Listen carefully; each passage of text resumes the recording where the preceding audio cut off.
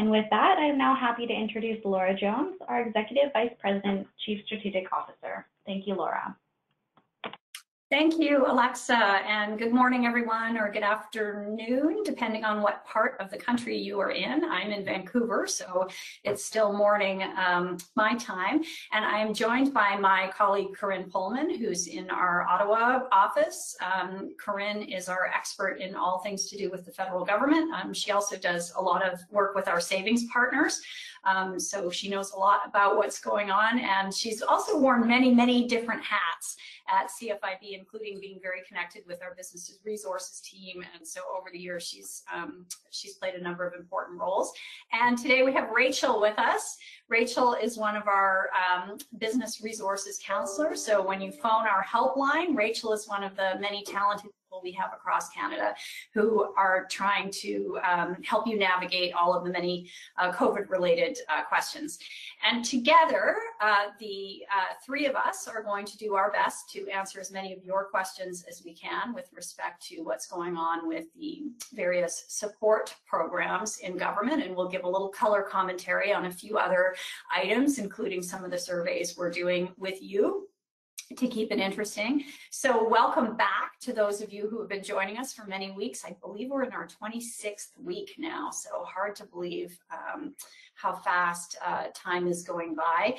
And for those of you who are new, welcome to the webinar, and we will try to make sure we're covering a little bit of the ground that we've covered before, so that you're in the boat with everybody else who's been joining us for weeks.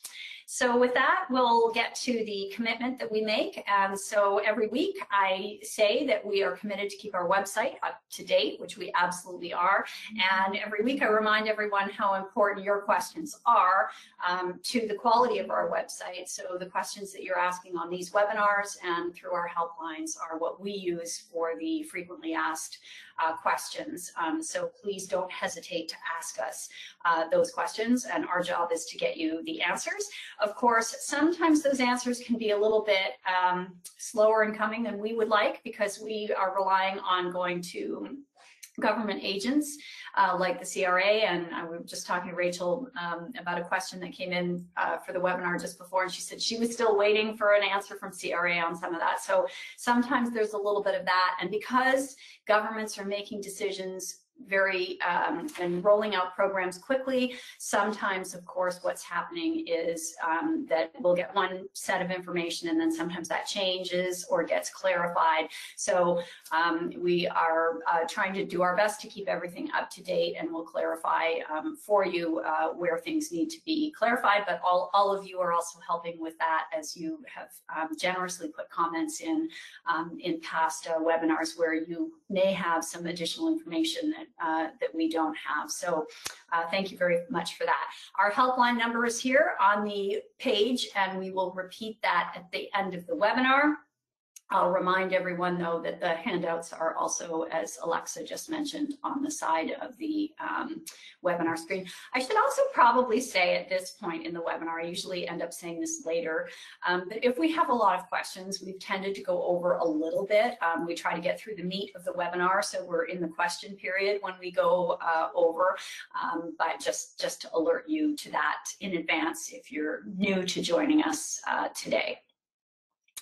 On the next screen, I always like to start with a few quotable quotes, just to kind of give everyone, I don't know, maybe a little bit of wisdom to lean on, or a good laugh, or whatever. I have to say, this Chinese proverb, the first one, gave me a good laugh yesterday when I found it, that the birds of worry and care fly over your head, and this you can't change, but that they build nests in your hair, this you can prevent. I think that's a good one. And I also like the last one about worry being like a rocking chair. I must have had worry on my mind as I was pulling these quotes, but giving you something to do, but never getting you anywhere. And of course, those of you who have been joining us regularly know that I'm a bit of a Winston Churchill fan, so I had to pick one. I haven't had him up here in a while, so when I look back on all these worries, I remember the story of the old man who said on his deathbed that he had a lot of trouble in his life, most of which never happened. So a lot of worries that that never happen. I know a lot of people are worried right now, so worry is big. And also the Thomas Edison quote just made me laugh that I've not failed. I've just found 10,000 ways that don't work. I know I certainly have days that feel like that. So let's get on to a little bit more of the key topics that we're going to cover today for you. So as always, we're trying to keep you up to date on what the latest and greatest is with government announcements and programs.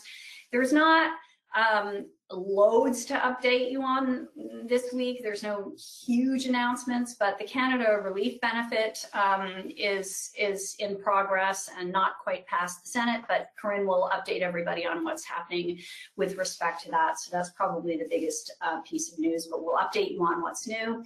Also, it's October 1st today, so rent is due, and we'll give you what we know about what may be happening and talk about some of the rumors about rent relief and cover off that important topic, and then get straight to as many of your questions as we can.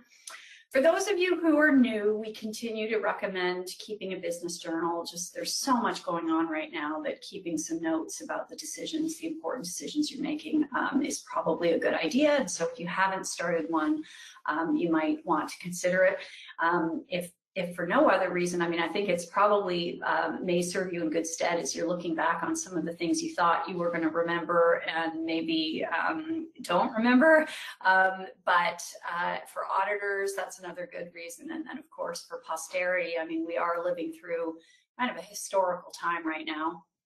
And there may be a few things you want to jot down to remember about it. So that's one of the tips we've been giving regularly. On the next slide, I like to share some of the survey results because many of you are so generous in filling out our surveys. And as you know, we've been doing them regularly. And then what we do with the results is we're presenting them to policymakers right across Canada. And we have a very loyal following on a different webinar with different deputy ministers and assistant deputy ministers. And lots of folks have given you the compliment of saying that the data that we're collecting is bar none, and it's coming in faster than the stats can data, as you can imagine. And so it's been very, very helpful. One of the questions we've asked on a number of the surveys is what are the top worries? And clearly uncertainty about a second wave and how that may affect your business is one of the top worries for many of you. 80% said that was a worry. And then some of the other worries on this list are not surprising: the economic repercussions, consumer spending being down, debt. But we are regularly sharing this with policymakers so they know, how best to support small business. And then as we continue on showing some surveys, because we are going to be talking about rent, I just thought I'd share one of the results from our survey that shows that basically about 1 in 3 businesses that needed rent relief haven't been able to access it, either because you qualified for CECRA but the landlord didn't participate, or that the revenue loss didn't quite meet the CECRA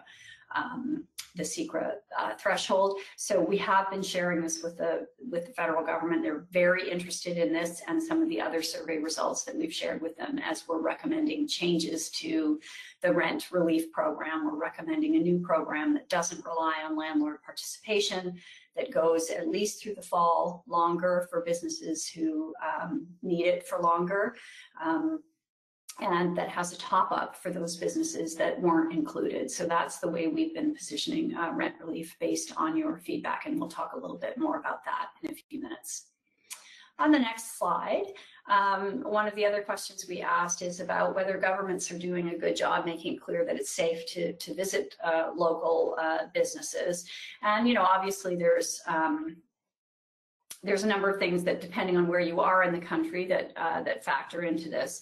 But it is something we're talking to governments about, making clear, being really clear with the health and safety data and information. For example, in some provinces, they're not always doing a great job of saying that, they've got more cases, but they've also quadrupled the testing.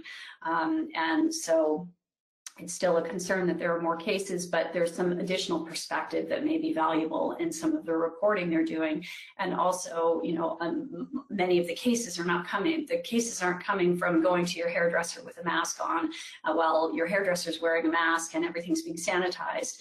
They're coming from house parties. So this is kind of what we were trying to get at with this survey question, and we'll be sharing that with government.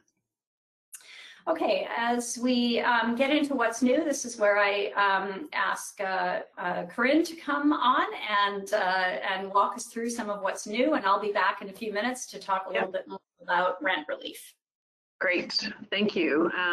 So good afternoon or good morning, everybody. It's great to be part of this again. As usual, it's Laura likes to say it's often the highlight of our week to be able to have an opportunity to share with you what we've learned, but also hear from you about some of your questions. So as mentioned, not a lot new this week, unfortunately, even though it's a pretty pivotal moment in terms of being October 1st.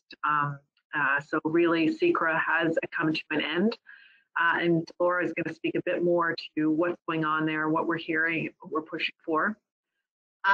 What did happen this week is Bill C4. It's the bill that is introducing the Canada Recovery Benefit, the Canada Recovery Sickness Benefit, and the Canada Caregiver Benefit, which all replaces the CERB, the Canada Emergency Response Benefit. I'm going to talk about those in more detail in a second. It did not pass yesterday. This is actually not the most up-to-date one. Actually, I'm looking at this now. So Bill C4 did not pass yesterday. It's actually in the Senate still, as Laura mentioned. So we're hoping to see the Senate pass it in the next day or two. They've seen for some reason has decided that they want us to take a bit more time to scrutinize it, which is their prerogative. But it should still be, I think, passed by the end of the week.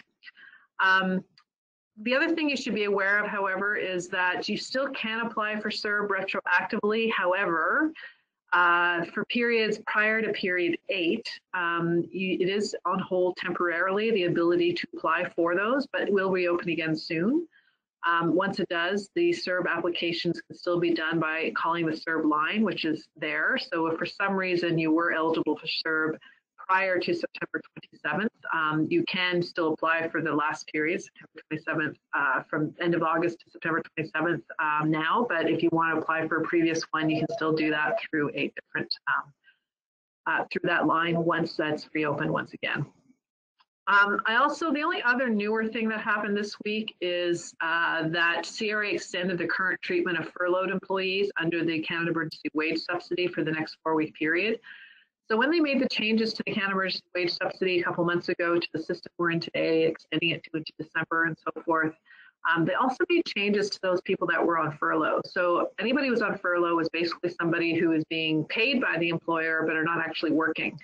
And they had sort of implied in the legislation when they sort of made changes to the CEWS program a couple months back that they were going to change the amount you could claim for people on furlough.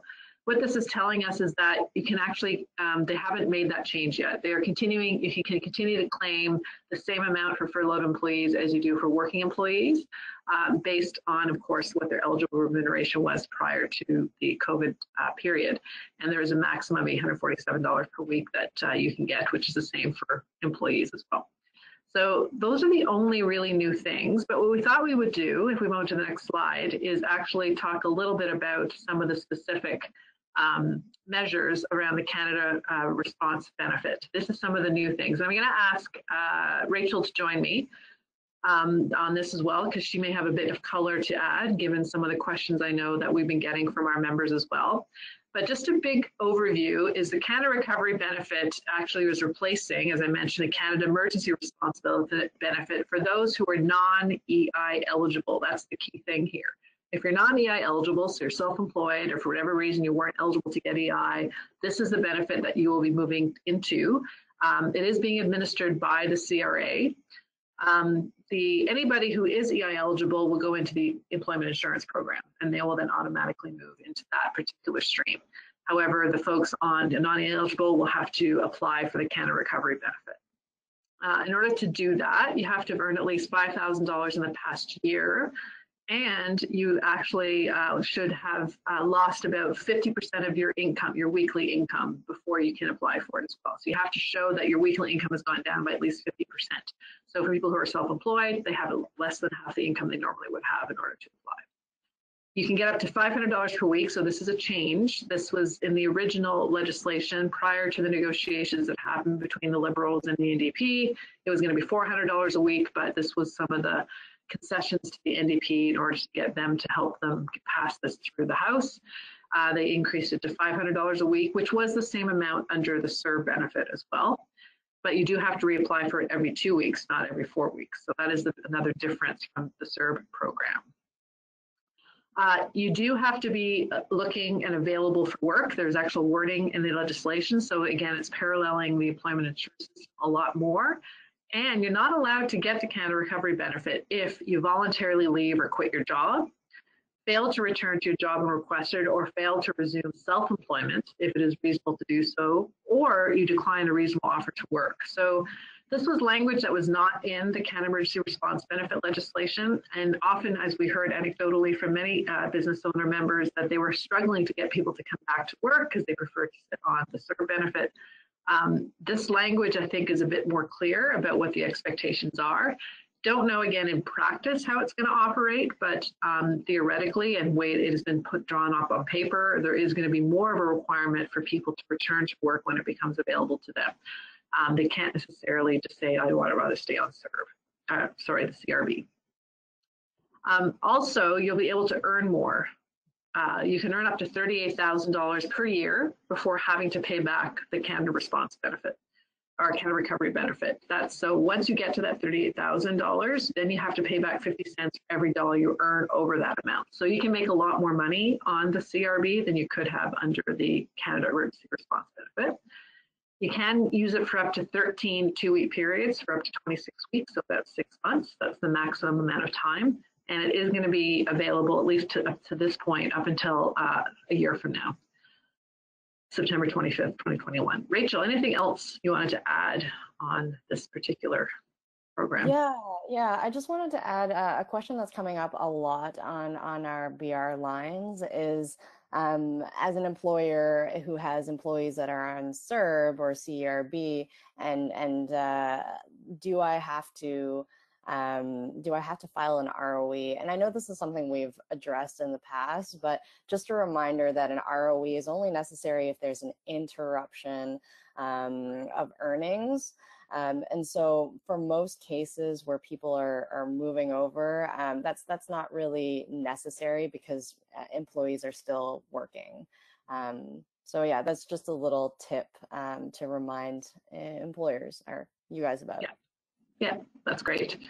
All right, so the next ones we'll get through a little bit more quickly, but it's also going to be, so the next slide, please, is the Canada Recovery Sickness Benefit. No, please go back one. Thank you. The Canada Recovery Sickness Benefit is another benefit that is going to be introduced as part of this bill. It will allow people to earn up to $500 a week for up to 2 weeks. It's to assist those who are unable to work for at least 50% of the time they would have otherwise been able to work in a week because of illnesses related to COVID-19. Maybe they either contracted it or may have contracted it. They have an underlying condition that can make them more susceptible, or they have to isolate themselves or being told to isolate. So those are the reasons that people can go in and use this Canada Recovery Sickness Benefit. However, it doesn't apply if you actually have an employer who pays for you for sick leave. So if an employer pays sick leave, then you cannot also access the CRSB for those days that are paid for by the employer. And again, this is going to be around for the next year. And then in addition to that, the third piece is the next slide, which is the Canada Recovery Caregiver Benefit. Same thing. This one's going to be available for up to 26 weeks. And it's available to caregivers of children under the age of 12 or other family members who require supervised care when either the daycare or the school or programs that they normally would go to during the day are shut down due to COVID-19.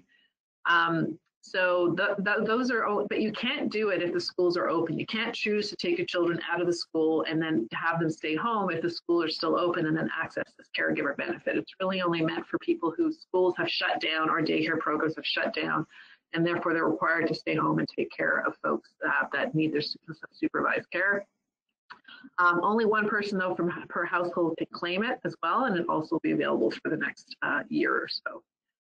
So those are the different programs that are new. I also wanted to just quickly touch on some of the things that are happening across Canada. So next slide, please. We've had a number of COVID-19 cases increasing across the country, especially in places like Quebec, Ontario, Alberta, and British Columbia. As a result, governments are starting to react to those. We could argue whether it's, what they're doing is appropriate or not, but this is the facts right now. Quebec is probably the furthest along in terms of starting to shut things down in the regions of Montreal, Quebec City, and an area just south of Quebec City, Chaudière-Appalaches. They have ordered the cinemas, theaters, concerts, reception halls, restaurants, bars, and casinos to close. However, takeout and delivery is still allowed. So that's the most extreme right now, and we're certainly sort of questioning, hopefully we need to make sure people stay safe, but we also want to make sure that these businesses have an opportunity to survive. So we're pushing quickly and strongly for immediate help for those businesses that are now obviously in a much more difficult situation. Ontario, it's much more limited. It was actually strip clubs that were pulled out and have to shut down. But they also, of course, limited the alcohol consumption, must stop serving by 11 and close by midnight. BC did something similar, though they closed nightclubs and banquet halls, and they also put limits on alcohol that a little bit earlier, 10 p.m. stop serving, and 11 p.m. they have to shut down. So we're starting to see some of these things happen. In Ontario as well, they're introducing a checklist for anybody who goes into a place of work, that they're going to have to go through a bit of a checklist of sort of symptoms every day, every time they do, whether it's into an office environment or into another type of work environment. So we're going to have more details on that up on our website soon to help those that are in Ontario address that particular issue that has now been introduced in the province of Ontario. I guess that is where I'm going to leave it and turn it back over to Laura on what's happening on the CECRA side. Yeah, you envy me leading the rent file, don't you, Corinne? We often laugh about how we work together on lots of things, but this one I'm trying to help as much as I can. and you do. It's just this has been our never give up, never go away. It's been very helpful when it comes to rent relief. Very challenging. Yeah, so super challenging. October 1st, rent is due today. What we know is that CECRA has not been extended. That announcement was made earlier this month. So there's currently no rent relief program in place. But we are hearing lots of rumors that something may be coming. Now, I'm always hesitant to share rumors and innuendo because you can't take a rumor to the bank. But we're paying very close attention ourselves. So I will let you know that we are paying very, very close attention to what's coming out of Ottawa. We were hoping we might even hear something, yesterday or today, because the first of the month is sort of a logical window for something to be announced. But last month they were behind, if you remember, and the extension of CECRA wasn't announced until after the 1st of September. So I think next week is a really important week to pay attention to, and will tell us a lot about whether we're going to get a good program to replace the old rent relief.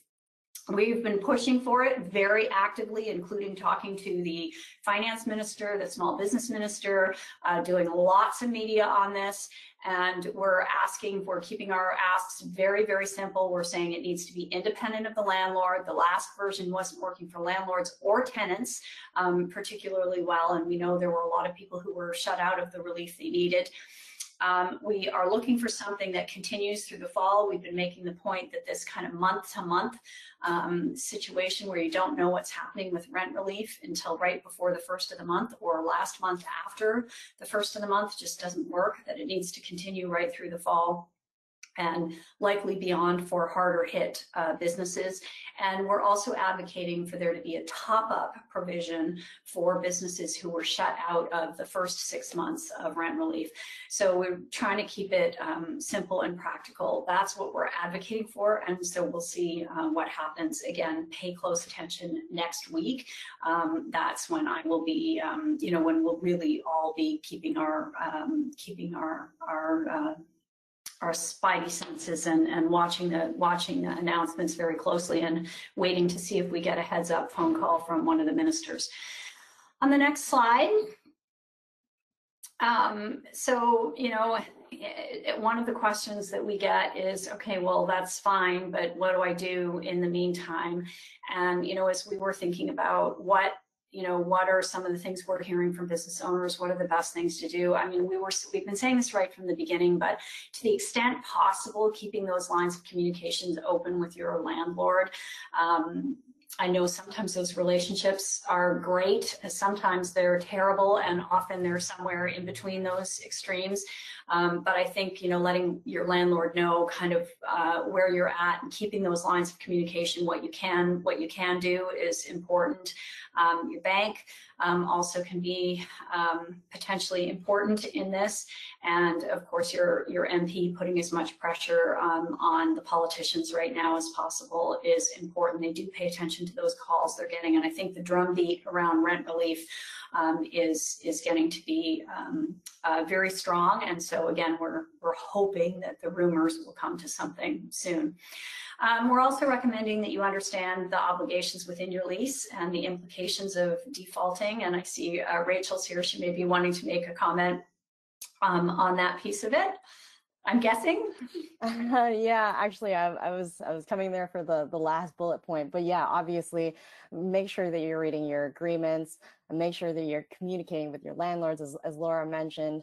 If you don't mind, I'm going to skip to that fourth one, which I think is really, really important to that first part of communication, because from our end, what we've heard is when sometimes landlords will evict tenants, and sometimes that tenant will say, "Oh, hey, bank, I was just evicted," right? You do really need to have some sort of plan when you go into that conversation with your bank or financial institution. And Brian was really helpful in giving us an idea of how to approach those conversations.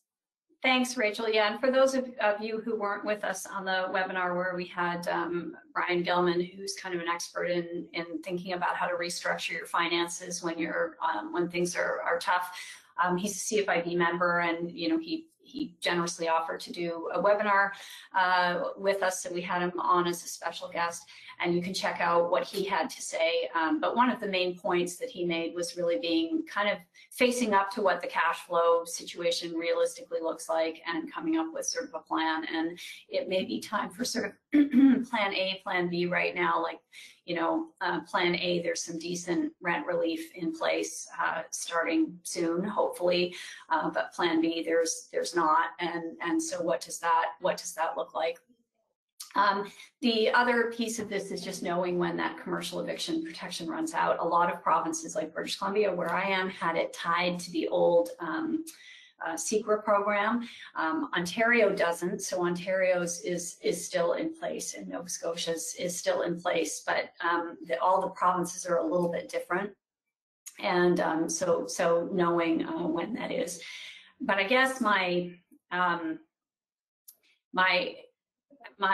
thinking on this is, if you can hang in until next week and see, I think we're going to have more clarity by the end of next week on what is happening with rent relief. So that's my hope. Again, I think I've said on these webinars before, you can't take hope to the bank, but that is certainly our hope, and based on some of what we're hearing, our kind of our expectation, if I can go that far.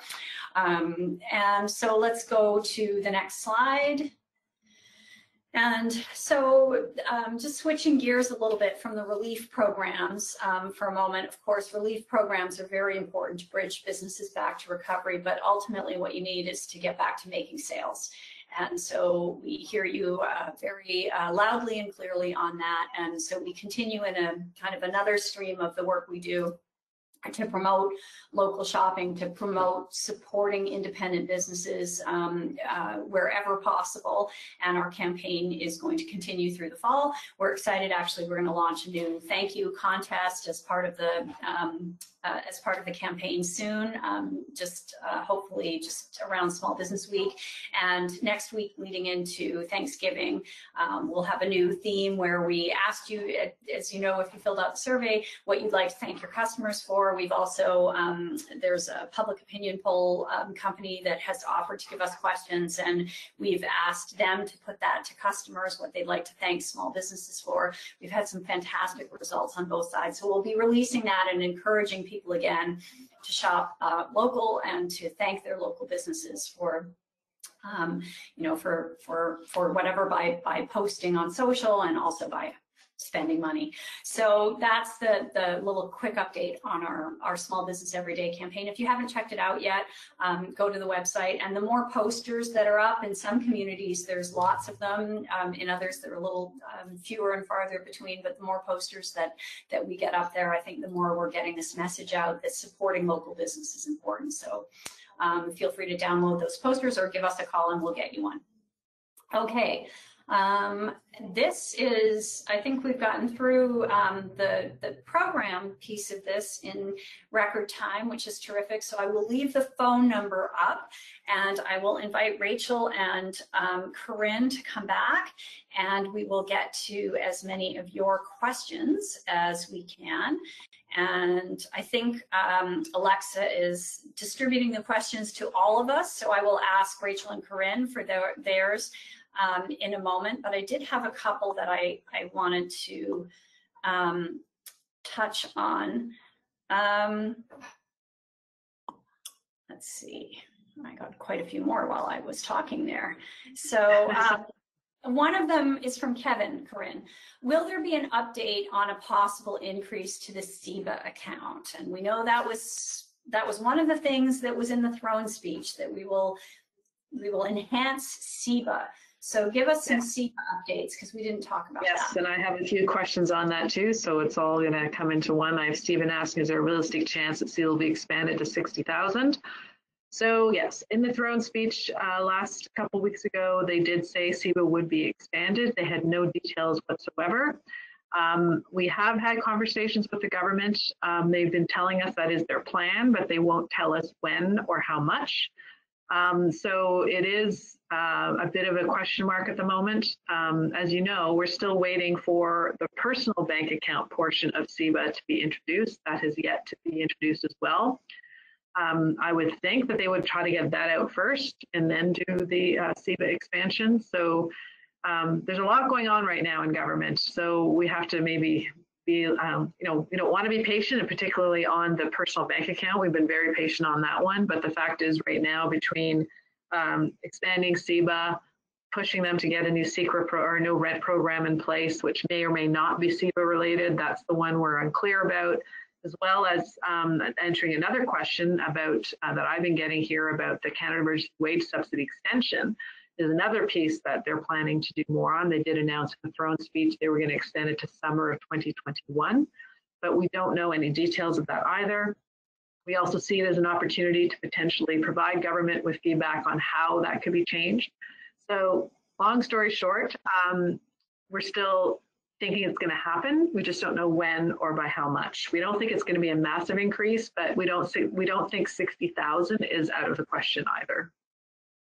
Yeah, so 60,000 for the loan, and then half of that forgivable. Yeah, we're asking for 50% forgivable.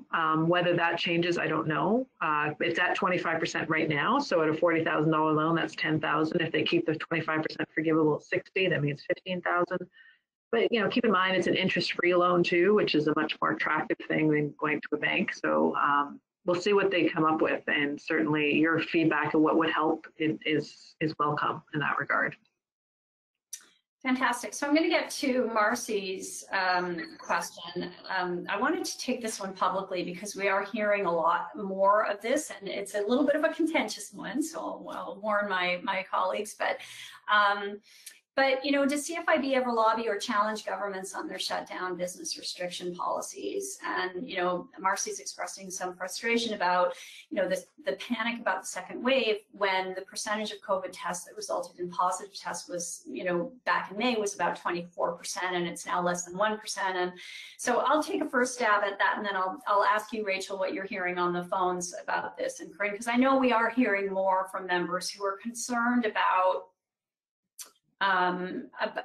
this and about shutdowns. Certainly, I think we've said that it would be, that a second big shutdown, across the board shutdown, would be very, very tough for business owners, and that more strategic focused shutdowns where needed would be a much better approach, and with compensation for those business owners. I know we've talked about that, but we also share, Marcy, some of your concern. I mean, I think in the early days, the statistic that everyone followed was how many new cases are there, and that there's no question that's an important number.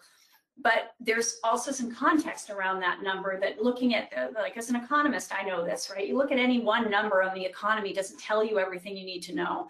And I think that given that we're going to be in this longer than anyone initially imagined, or most of us initially imagined, it's important that people get kind of a few more numbers to make sure they're putting context around this. And totally agree with you that the percentage of positive cases, the number of tests, if you quadruple the tests, you're going to find more cases in all likelihood. If you do no tests, you'll find no cases, but that doesn't mean, that we should base our activity on that either. So we are starting to look at doing a letter for all of the provincial governments, sort of making the case around those three things, that blanket shutdowns would be very difficult, making sure we're being targeted and reasonable, making sure there's compensation, and making sure that people have the right information with which to, make their own judgments about what kinds of activities they want to engage in. I'll just ask Rachel and Corinne if they want to comment on that, because I know we are hearing a lot more about that, and we're interested in your views as participants on the webinar as well.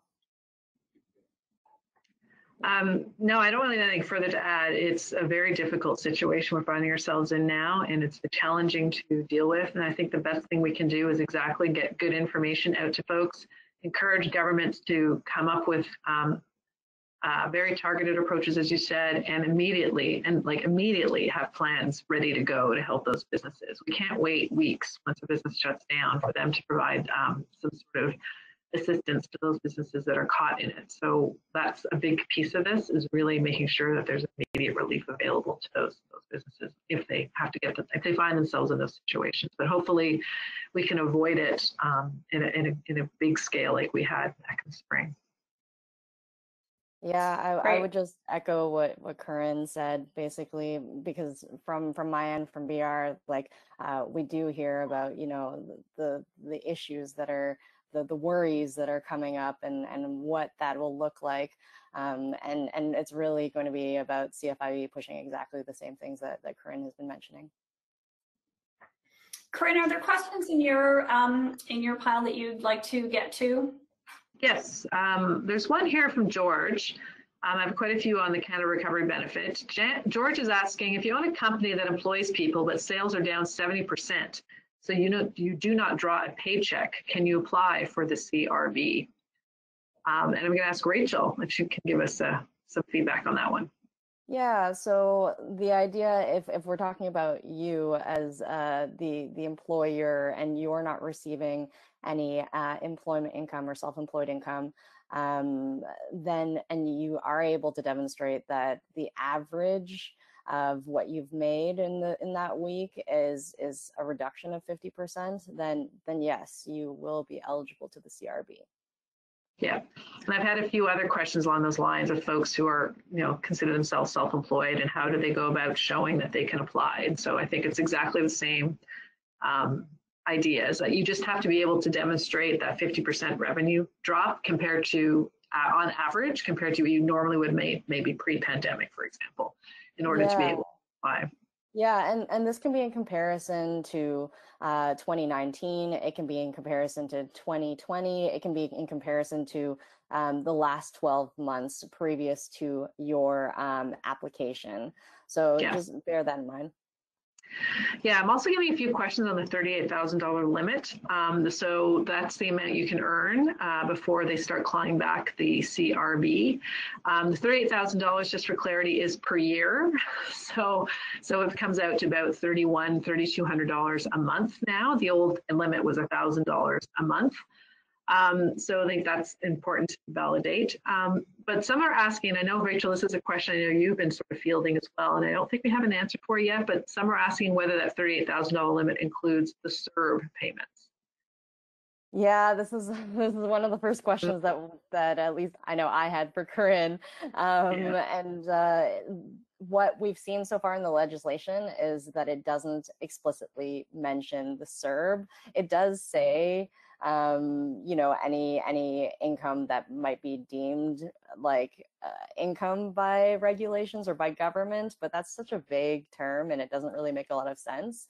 So it's something we'll definitely keep trying to find the answer to. Yeah. So unfortunately, that's one of the ones that we have to say stay tuned. And because the Canada Response Benefit is such a brand new program, we're probably going to have a few like that we may not be able to answer right away, but we're certainly endeavoring to get those answers as quickly as we can. If you don't mind, I might throw another one in here. And it's an interesting one from Claire, and it's a bit of a question, I think, for everybody. So Claire is saying that her accountant says that he feels strongly that only professional finance people should do the paperwork for the Canada Emergency Wage Subsidy and is charging $1,000 per submission. And she wants to know if anyone else has applied themselves and has anyone been charged this much to apply, and that it seems like a lot of money. So Rachel, maybe you can give Claire a bit of clarity there. Yeah, and this is something I've spoken out about before. I just feel like businesses should not have to pay money in order to apply for relief from government. And I completely understand it's super complex, which is why CFIB has been working with the CRA to create the CEWS calculator, for example. I hear the spreadsheet is a little bit problematic, and every so often there's people who might not interpret the rules as CRA puts them out because they're so complex, right? And so every so often, there is the business liaison group, there's our BR counselors. We can kind of look over those applications and tell you what is within the regulation and try to clarify that stuff up for you. But if you want us to give you accounting advice, that's not something we can do. So those are kind of the limits on BR.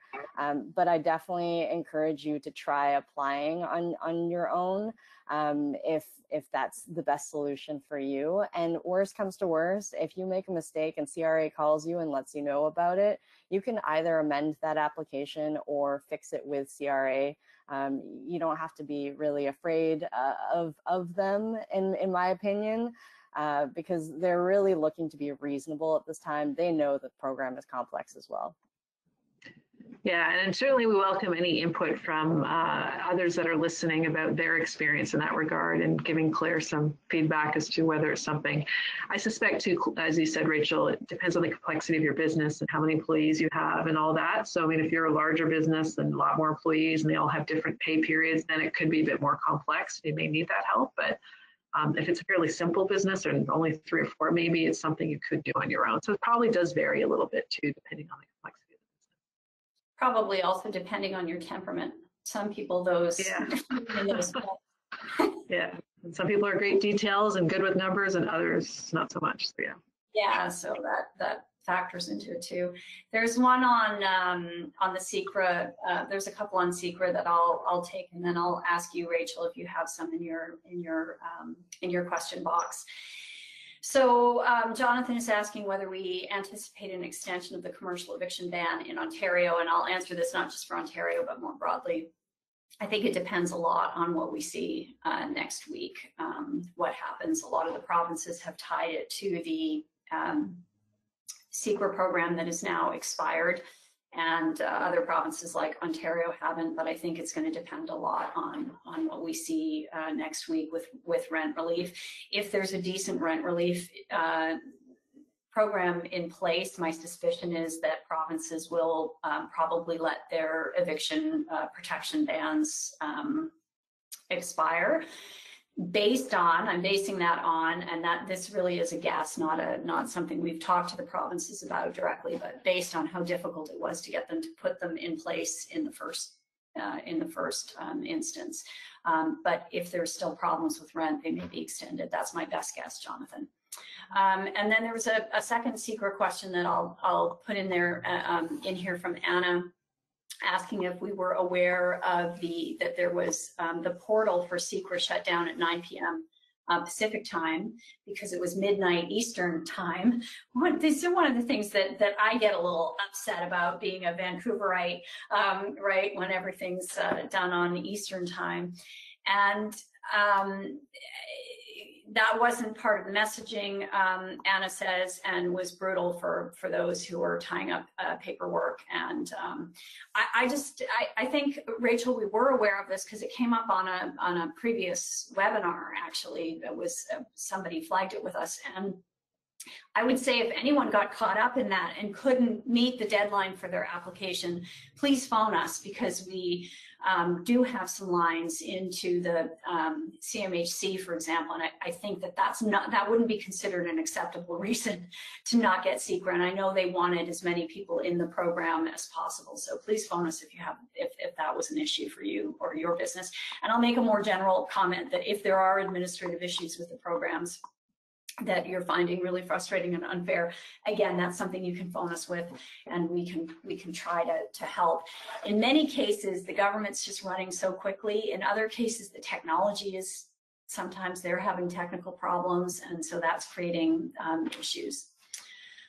Okay, Rachel, let me go to you and see what questions you want to answer. Yeah, I'm getting a lot of questions about the Ontario COVID assessments that are happening, and why we don't have anything on our website on them yet. And it's kind of something that we're still trying to get a firm confirmation from government on, to be quite honest. I've been asked what are some good tips, and do we have to keep the paperwork? Do we have to keep the assessments? So for the assessments and keeping that documentation, WSPS has told us to keep it for at least 14 days. What we recommend or suggest is keeping it for 30 days, which is in line with the other requirements around contact tracing. So that's just something to be aware of. I realize this is only specific to Ontario, but it is something I have maybe about 5 questions on. Yeah, and then as far as tips as to what you can potentially do as a business, potentially creating in-person screening, really looking into what applications or what kind of technology you can use, or providing this as a survey for employees to fill out before they come into work. But yeah, again, documentation is generally going to be needed to make sure that you're doing this, and we're monitoring this pretty closely. So we'll be posting this as soon as we find out the good details to share. Yeah, I think I have another question, but I'll let you guys answer another one in between. How about that? Well, maybe I'll ask one from Megan, and then to you two, and then we can go back to your questions, Rachel. So Megan is asking if there's any update on extra help for businesses who are in tourist areas. They've got stores in Banff, Vancouver, and Whistler. No tourists, no major conventions, no conferences, no cruise ships. So that sort of says it all.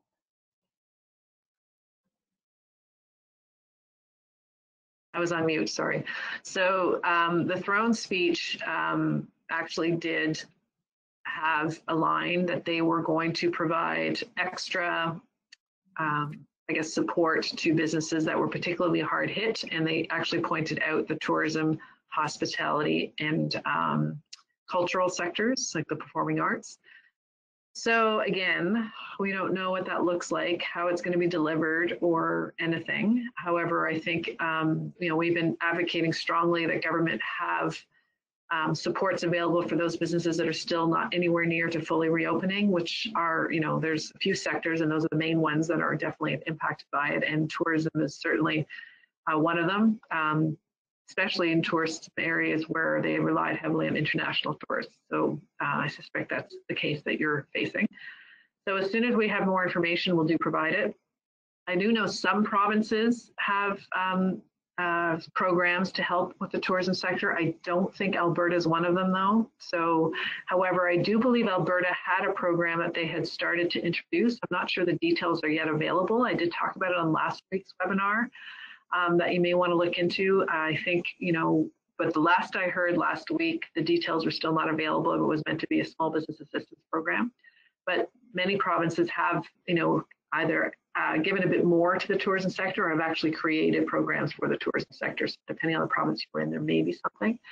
But that's sort of the only things at the moment. And in the meantime, we'll continue to put pressure on the government to come out with more details of what they're specifically going to do to help those businesses in hard-hit sectors.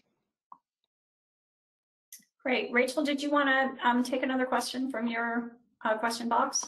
Yeah, I have Jade that's asking me now that we're laying off staff again and things are becoming slow again, can I clarify if I need to pay an employee once every 14 days in order to claim the CEWS? This is kind of an easier one to answer, I think, because after a starting period 5, which is, let me just look at my sheet, July 5th, you will not have to follow those 14 days. You don't have to pay them once every 14 days because that was a new change with the new CEWS. And the second question that I wanted to address was a lot of people are asking me about for the sickness benefit, the new recovery sickness benefit. Do I have to file an ROE? What if someone's going on sick leave? What if someone is quarantining, for example? Do I have to file an ROE for that employee? And the answer is still the same. It's still if you have that interruption of earnings. So for 7 days, if that employee isn't earning any money within that 7 days, or if they've in certain scenarios where they've earned 60% of what they would normally make, that is when you would file an ROE. So just a little bit of clarification on that. Great. Rachel, I'm wondering if you're hearing anything. Irma has an interesting question about that basically speaks to credit rating. So she's asking if she needs to shut down because they can't keep up with rent and other expenses. Will the government do something to help so this does not affect her credit rating? And I think there are a lot of businesses that are worried about what's going to happen to their credit rating in this difficult time. And I don't know if that's something you're hearing about, or Corinne, maybe this is something you've heard a little bit about. I think it's an interesting point that Irma's raising. Yeah, I mean, on our end, we have been hearing a lot of concerns considering a lot of the government relief is just increasing liability on businesses, right? And so it makes a lot of sense that a lot of businesses are really concerned about their credit. But as far as what government is thinking of doing, I might defer to Corinne or for hopefully answers. So can you repeat the question? I got caught up in some my apologies. No, we're all trying to answer questions we're all as well. trying to do that. Both channels. And Irma's asking really about credit rating, and for some businesses, not being able to pay bills right now could have a negative impact on credit rating. And then if you were to shut down and try and restart, do you have to rebuild your credit from nothing? I'm just wondering if this is anything that we've raised with government or talked to governments about. I mean, I'm assuming there'll be some understanding among that's going to have to be worked out over time. around credit, and this is the recognition that this is an extraordinary period. But I'm just wondering if you've heard anything. Might be something that we want to raise with the credit raters as well. Yeah, I mean, I was going to say, I'm not sure what governments can really do, other than I know for, there was some questions around the CEBA loan, whether that would have an impact on your credit rating. And I believe the answer was no. But that's because it's, again, a government sort of grant. But if you're unable to pay your bills and other things, then that could potentially, yes, I think have an impact on your credit rating. And I think it would be, something that we'd have to talk to the credit rating agencies about, or whether or not this can be, classified as pandemic period or something, so that at least there's a flag to that. It's a bit more understandable. But yeah, I think it's a very good question to think about as part of the rebuilding process, right? And when you need to get more loans once you're sort of on the other side of this, and that could potentially be a barrier for you. So it's a very good point that we should look at further. Yeah, thank you for raising that. I think that is a good point, that we should look at whether there's a role that we can play as an association in helping. I like that, like, pandemic flag kind of idea, that it was due to the extraordinary circumstances, not a pattern of anything. Other questions that you've got, Corinne? Well, actually, I had a lot of responses for Claire on who was asking about whether paying $1,000 and whether people do it themselves. And we have a number here. So one person says we charge, as Elena said, we charge $150 for a couple of employees. So it's a lot less, obviously. Dan was saying he does his own CEWS applications and that he feels she is being scammed. Lori says she uses the represented client and thinks that it's crazy. Another Dave is saying that I've done these applications myself and found it takes time, but is manageable. And then again, Elena said that $1,000 is crazy unless there are more than 20 employees. And so my business is in tax and accounting, and we are charging $50 for an application if these are for 1 or 2 employees. So there you go. That's a little bit of feedback for you, Claire, in regards to what sort of the going thinking is around applying for the CEWS and what maybe the charging should be. Again, we don't know how large your company is, so that may have an impact on what's happening. I would probably also add, just because I've been speaking to a lot of accountants through this about this matter, is some of them used to provide like free services for a while, and they just ended up getting too many cases, and so that's why just a small amount of money sometimes has been the case.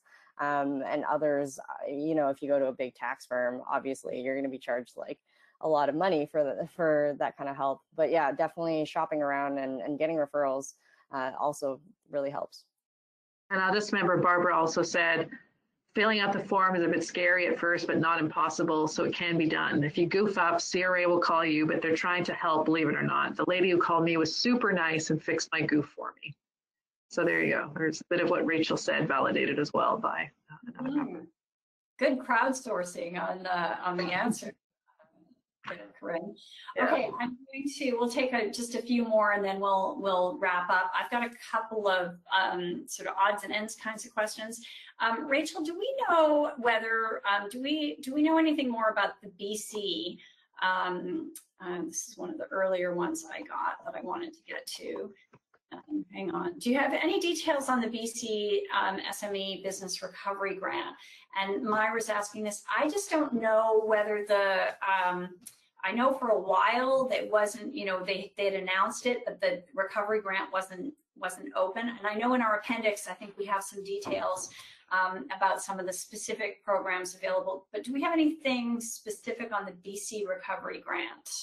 Maybe while you're looking for that, I'll take my, there's also a question on SECRA here, which, Rachel, I may also have to lean on you for, so keep half an ear open for my answer on this. What about the second 3-month period of SECRA? We did not approach our landlord about the additional 3 months. Is there any word on the government offering a retroactive payment, e.g. them paying 50% without landlord contribution? So, Michaela, there's nothing yet on a rent replacement. That's what we're waiting for next week. I think it's too late. This is where I'm looking to Rachel, but I think it's too late for the to approach your landlord on those additional 3 months, or is that application closing the end of October? So yeah, so the deadline for that just has closed as of yesterday. That was for new applications. So if your landlord has already applied for you, you can even get them in contact with us, and just to get your application number, and then we can put your landlord and CMHC in contact, so that you can get into the opt-in part of the application. But if you have not, if your landlord has not sent any application whatsoever, then that deadline, they say, has passed. Again, I think certain circumstances will be let through if we raise them in a proper way. But yeah, yeah, that's probably what I would recommend, is to have that conversation and figure out if the landlord has already applied or not. Perfect. And then just as a reminder, Michaela, what we're advocating for, this doesn't mean this is what the government's going to do, but we're advocating for a brand new program independent of the landlord, and that provides some help for businesses who were shut out of the original CECRA program. But it sounds like in your case, you got some of it, if I'm not mistaken. Great. Corinne, any more in your pile before I go back to Rachel? Yeah, I have a couple. Sorry, I have a couple more I wouldn't mind throwing out here. One is from Jorge, who owns a company and is a full-time employee with payroll. He's a full-time employee with payroll. It's a travel agency where the reduction in business has been approximately 90%, which is a real disaster. Yes, I'm sorry to hear that.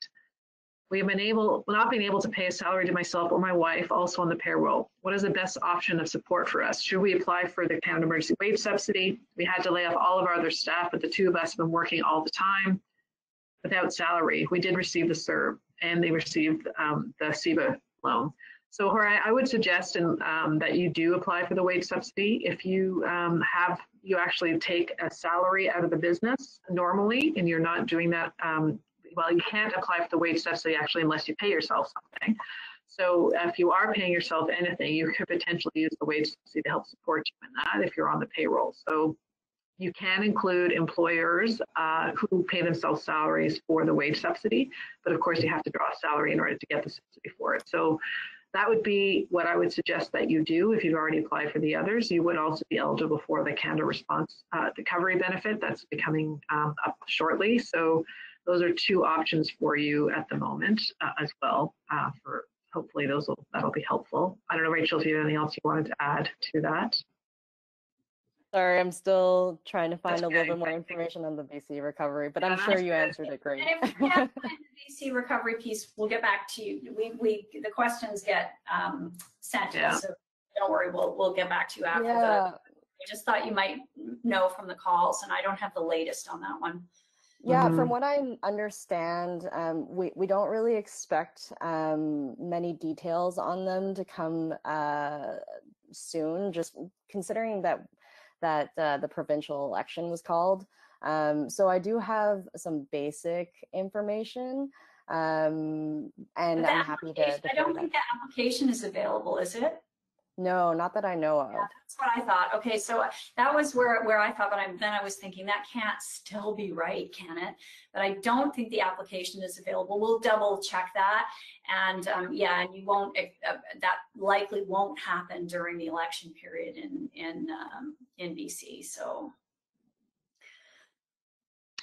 I do want to ask one quick question, and then I'll pass it along to. This is from Dan as well. He says. With the wage subsidy being unknown going past November, what is the status of work sharing program? Are new rules still in effect? Can I use work sharing if I've used the emergency wage subsidy in the past? Rachel, do you have any? I know this is an area you've been trying to focus on for a little while now. Right, and yeah, it's that currently the rules still say that if your employees, I'm not going to say you, if your employees are receiving EI work share, that should still be deducted from your CEWS amount. Again, this is something that we are raising with CRA as well. And yeah, it's something we're not sure they're going to know how to police either. Interesting. A couple of ones on just this requirement to daily report that's coming in Ontario. So is there going to be an app for that is one of the questions. Will owner operators also need to do the daily report? Any answers on that? Those are questions from Aaron and Mary. Or is it just sort of honor system? Like, how are they doing? What's... Yeah, we're trying to get more details for what government is expecting businesses to do on this. And so far, different law firms are saying, well, it's going to be the onus is on the businesses. So get ready for that nightmare of administration. But again, we'll definitely keep you guys posted when we find out more on it. Well, and that's where also we tend to get involved and say, let's create a simple template that a business owner can use, right? And so I'm sure that in Ontario, our Ontario team is probably looking at that as we're speaking right now, like what simple template can we get up there for you guys to use if government's not going to help put that together. We've done that in all kinds of cases in the past. So we'll keep you updated on that. Sorry not to have more on that yet, but that was kind of breaking news anyway. So, okay, with that, I'm going to kind of wrap us up. And as I typically do at the end of the webinars, we just each, say a few words, and then we'll say goodbye to you until next week. And I think we will likely have another webinar next week for sure, because I'm hoping there will be some news to share. Fingers crossed. Okay, so Rachel, I'll go first, and then Corinne, and then I'll wrap us up. Yeah, I want to thank you guys for your great questions. Keep them coming. They're definitely helping us, and we want to help you as best we can as well. So don't forget that you have not just CFIB, you have other people to lean on as well, like accountants and lawyers and insolvency trustees and whatnot. So make sure that you guys are doing exactly what you're doing and getting prepared for what is to come. And as Laura likes to mention, that documentation, that journal that you should definitely have, strongly recommend that you keep that, or even if it's like an Excel sheet that kind of demonstrates how you're making these calculations. The intent is that CRA is not here to punish you. They're just here to figure out and help you through this time. So that's something that we want to keep them accountable to as well. And lastly, I just wanted to mention, if you guys are looking for an extra marketing strategy or something to jump on the bandwagon for, I know I have already, but the hashtag Small Business Everyday campaign is going pretty well. And so I would definitely jump onto that as an opportunity to get more views for your company. Corinne? Yep, thanks, Rachel. And thank you, everybody, for joining us yet again. I have to say, I'm always amazed that we continue to get such a great turnout. I'm hopeful that, that the information is useful. I wish we had more positive news to share this week. Unfortunately, as this particular emergency drags on, things start getting more bogged down. People are getting tired. Not just yourselves, I know how many of you are too, but also those in government. And so we're struggling a little bit with them getting sort of urgency to these issues.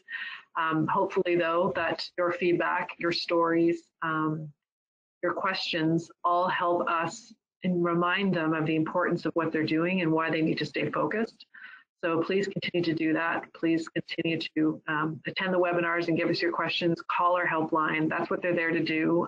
They are helping thousands of small businesses all the time. And they are an incredible group. Rachel's just one example, and Brendan, there's many others just like them. And so we encourage you to reach out for any question that you may have, or even if you just need to talk. That's really what they're there for as well. So thank you again for joining us, and hopefully we'll see you next week, and hopefully we'll have some good news to share as well. Yeah, hopefully. Thanks, Corinne, for that. And I'm gonna, kind of sneak in one more set of comments that came in from a couple of you, including Stefan, who's made the comment about commercial property owners or business owners too, because we're very much hoping that something will be available for rent relief next week. And I just want to say absolutely. And we know that the current program wasn't working well for tenants or for landlords. And many of the property owners did a fantastic job of talking to tenants. And of course, we try and make that point as well when we're talking about these things. So I just, and also very appreciative that you weren't always getting any help on your end with your expenses, which is another point that we've made with media. So I just want to be clear. I know we've been talking a lot about rent relief, and it may sound like we're, mainly taking the tenant perspective, but we fully appreciate that their landlords are struggling, commercial tenants, commercial property owners are struggling too. And so with that last little piece out of the way, I'll just return to some of the quotes earlier in the webinar about worry. And I kind of love that one about a rocking chair. Like, it feels like you're doing something, but it doesn't really get you anywhere. And so trying to find some space to put the worry down and recognize that the worry itself isn't serving you, I think is probably some of the wisdom that all of us can lean on right now from others. And I'll just repeat that, these webinars are for us really important. We love your questions. We love your comments. It helps shape how we're talking about things. It helps shape what we're talking about. We're a grassroots organization, and you have a big team behind you, and I hope you do feel that from CFIB. And with that, I will sign off for another week, and we look forward to talking to everybody again very, very soon. And so call our helplines if you need us. We'll be here again next week for another edition of the webinar. But don't hesitate to call us in between then if you need anything. Thanks so much. And Alexa, with that, I will end the webinar.